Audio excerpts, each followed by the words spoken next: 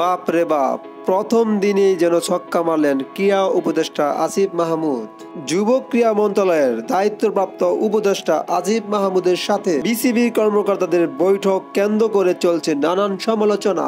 একটি ভিডিওতে দেখা যাচ্ছে যে নবীন ক্রীড়া মন্ত্রণালয়ের উপদেষ্টাকে বিসিবির পরিচালক কর্মকর্তারা তাকে আসন থেকে উঠে দাঁড়িয়ে সালাম জানাচ্ছেন। এই ভিডিওটি যোগাযোগ মাধ্যমে বেশ ভাইরাল এখন। তবে অনেকে এই বিষয়টি স্বাভাবিকভাবে নিতে পারেননি। তাদের মতে এই তরুণ উপদেষ্টার আরও বিনয়ের পরিচয় দেওয়া উচিত ছিল। কেউ কেউ তার আচরণে অহংকারও খুঁজে পাচ্ছেন। তবে বিসিবির পরিচালক ইফতেখার রহমান মিঠু বলেন, শুরুতে সিইও যখন পরিচয় দিচ্ছিলেন তখন তিনি দাঁড়িয়েছিলেন। এরপর ইনাম আহমেদ প্রথমে দাঁড়িয়ে সালাম দেওয়া শুরু করেন। পরে ক্রম অনুসারে চেয়ারম্যান জালাল ইউনুস, মাহবুব আলম ও খালেদ মাহমুদ সুজন এবং আকরাম খানও দাঁড়িয়ে সম্মান জানান। তারা বলেন, নতুন উপদেষ্টা প্রথম দিন অফিসে এসেই সবার আগে আমাদের সাথে মিটিং করেছেন, এটাই তো বড় সম্মান।